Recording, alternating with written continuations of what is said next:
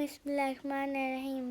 السلام علیکم محترم ناظرین و کرام، امید کرتی ہوں آپ سب خیریت سے ہوں گے۔ میری دعا ہے پروردگار عالم بحق 14 معصومین علیہ السلام آپ سب کو اپنی حفظ و امان میں رکھے، آمین۔ چلیے دیکھتے ہیں آج مولانا صاحب کیا بیان فرماتے ہیں۔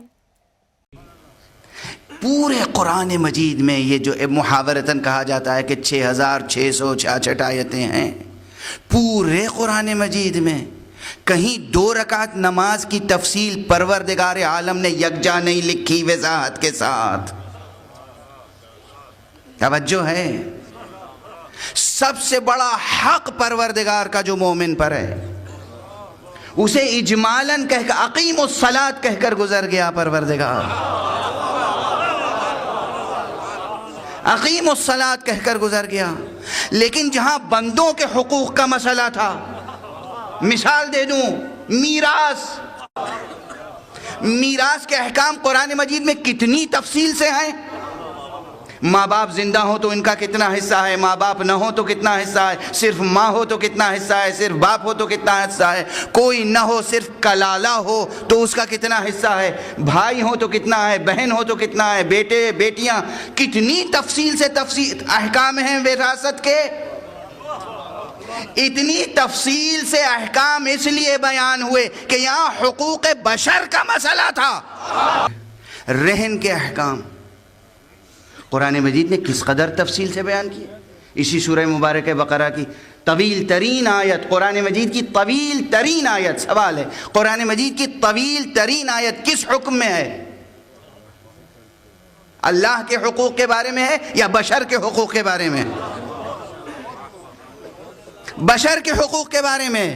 اگر تم سفر میں ہو، کسی سے لین دین کرو تو پھر لکھو، گواہ قائم کرو، اس گواہ کے حقوق کیا ہیں، اس گواہ پر کیا فرض ہے، واجب ہے، تحریر لکھو، رہن چیز رکھو تو کیا کرو، یہ سب رہن لینا دینا، گواہ قائم کرنا، قرض کے احکام، وراثت کے احکام، اتنی تفصیل سے پروردگار نے بیان کیے۔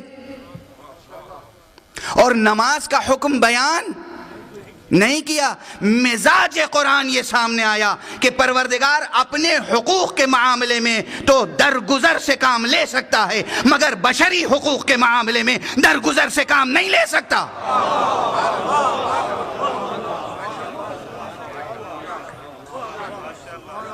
قرآن ہے، یہ مزاج قرآنی جب سامنے آ گیا کہ وہ اپنے حقوق تو معاف فرما سکتا ہے، بشر کے حقوق کوئی پامال کرے تو پروردگار معاف نہیں کر سکتا۔ اب بتائیں کہ بشر کے حقوق کو محفوظ رکھنے کا سب سے بڑا ادارہ کون سا ہو سکتا ہے؟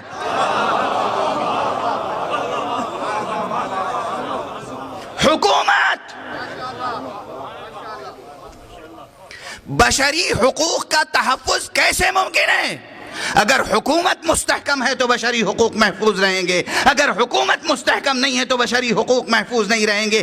جو پروردگار وراثت کے احکام تفصیل سے بیان کر رہا ہے، قرض کے احکام تفصیل سے بیان کر رہا ہے، رہن کے احکام تفصیل سے بیان کر رہا ہے، طلاق کے احکام تفصیل سے بیان کر رہا ہے، نکاح کے احکام تفصیل سے بیان کر رہا ہے، وہ پروردگار حکومت کے احکام بیان نہیں کرے گا؟